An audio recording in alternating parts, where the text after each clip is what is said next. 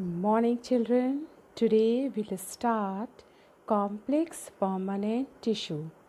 But before that we should know what is anatomy.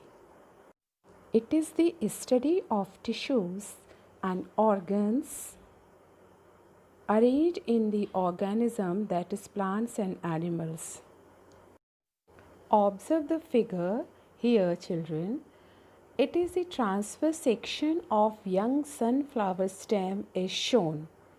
Section of sunflower stem are found to contain different cell types. They have 7 types of cells together: epidermal cells, collenchyma, parenchyma, sclerenchyma, xylem, phloem, and cambium. All these cells perform various roles, such as water conduction, that is by xylem, food transport by phloem, defense, that is by epidermis, mechanical strength by collenchyma, and sclerenchyma, food storage by parenchyma. Development by cambium. Complex permanent tissues are combination of more than one type of simple tissues. They are xylem and phloem. These tissues help in conduction of water, minerals and food. That's why they are known as vascular tissues or conducting tissues. Epidermis, this is the outermost layer of thick parenchyma. Its cells remain close to each other and have no intercellular spaces. It has outer layer which is made up of cuticle. At some places multicellular hair are also found. What is cuticle? Cuticle is a layer that covers the epidermis. It is made up of a fatty substance known as cutin. Cortex. It lies just under the epidermis and divided into 3 parts. Number 1, hypodermis lies below the epidermis and consists of 4 to 5 layers of collenchymatous cells. The cells are living and have chloroplast, due to which stem looks green. Second part, general cortex, which is made up of parenchymatous cells and has intercellular space.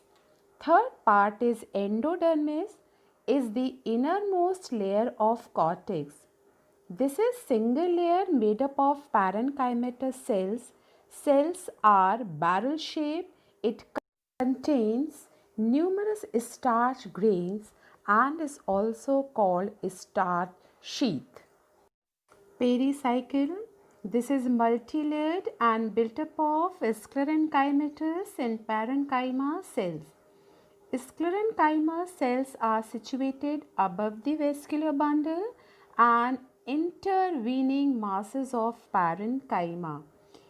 Each patch which associated with the phloem of vascular bundle is called hard bast and has bast fibers.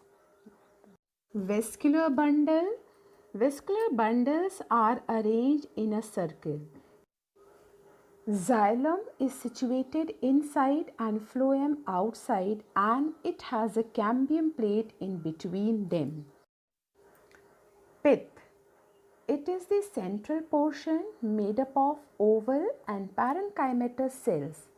It has intercellular spaces. The parenchymatous areas called medullary rays occur in between the vascular bundles. Xylem. It is the vascular tissue that conducts water and minerals in the body. It consists of parenchyma and sclerenchyma cells. It is a combination of living and non-living cells found all over the plant to conduct water. Main function of xylem is to conduct water and dissolved minerals to the various parts of the plant. It has 4 elements, that is xylem trachea, xylem vessel, xylem parenchyma and xylem fiber. So we'll start one by one. Xylem tracheate. They are non-living, elongated cells with tapering ends. What is the meaning of tapering ends? Means both the ends are pointed. They have thick lignin cell wall with pit in the center. Pit means those area where there is no deposition of lignin. That part is called what? Pit. It helps in conducting water and dissolved minerals. Xylem vessel. They are cylindrical tube like placed one above the other. The end wall dissolved to form a long continuous channel. Non-living with thick lignin walls. It helps in conducting water and dissolved minerals. Children, here I want to tell you one thing, that vessels are more efficient than tracheates. They occur in flowering plants. Tracheates are sole water conducting elements of xylem in gymnosperms and pteridophytes. Another element which is called xylem fibers. They are sclerenchyma fibers found in xylem. Means those sclerenchyma fibers found in xylem are called xylem fibers or sclerenchyma fibers. They have thick pitted walls, narrow lumen and tapering ends. They provide only mechanical strength or strength. Last element which is called xylem parenchyma. They are made up of living cells. They perform the function of storage. Altogether, function of xylem is number 1, conduction of sap. Sap means water and minerals together. From roots to the top of plants, the movement of water sap is generally unidirectional as the major force for conduction develops in the leaves. Why? Because leaves perform the process of transpiration. Xylem fibers or xylem sclerenchyma provides mechanical strength to the plant because of the occurrence of thick walled lignified components. Phloem is a complex permanent plant tissue which takes part in conduction of organic food inside the plant. Phloem is called living conducting tissue because all its 4 elements are living, made up of living cells. They are as follows. Number 1, sieve tubes. Number 2, companion cells. Number 3, phloem parenchyma. And last is phloem sclerenchyma or phloem fibers. First element is sieve tubes.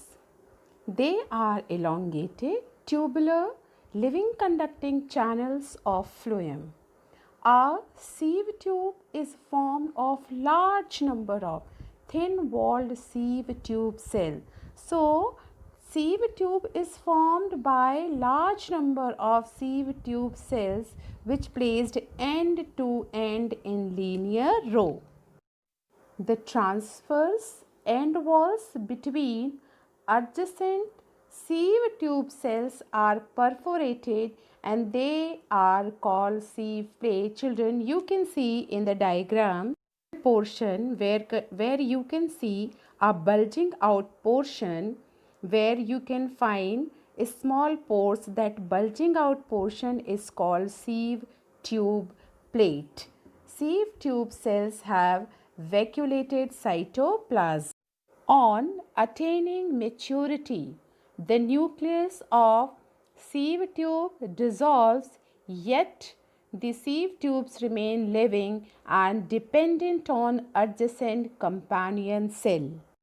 Second element, companion cells. They are thin walled cells which lie on the sides of the sieve tube cells.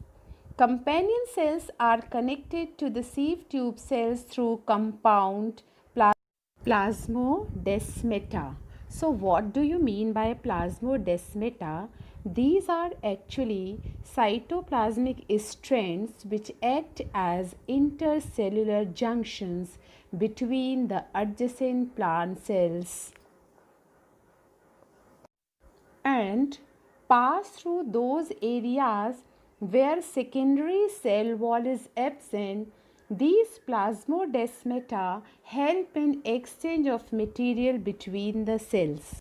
The companion cells have dense cytoplasm and prominent nucleus. They maintain a proper pressure gradient in the sieve tube cells for conduction of food. Companion cells and sieve tube cells are sister cells. Why? As they develop from the same mother cell. Despite having lost nucleus in the mature state, sieve tube cells remain living. Their activity is controlled by the nucleus of companion cells. Third element of phloem is phloem parenchyma.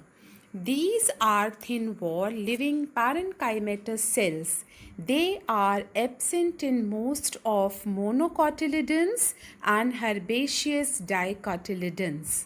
The cells contain cytoplasm and nucleus. They store food materials. Altogether, we can say they have two functions. Number one is storage and slow lateral conduction of food. Fourth element is phloem fibers. Phloem fibers are the only non-living components of phloem. Phloem fibers are thick-walled, elongated, spindle-shaped dead cells which possesses narrow lumen. They provide mechanical strength to the tissue. Functions of phloem are: number one, conduction of food. Phloem conducts organic food throughout the plant. Unlike xylem, conduction occurs both in upward and downward directions, from leaves to storage organs and from storage organs to growing regions or organs. Phloem or bast fibers of some plants are source of commercial fibers, that is jute, hemp and flax. What is obliteration? After the loss of protoplast, a sieve element is crushed by the pressure of adjoining cells and its contents are absorbed by the adjoining cells. This crushing and absorbing process of sieve elements and companion cells is called obliteration. So here we have finished off plant tissues. In the next video we will discuss about animal tissues. Thank you and have a nice day.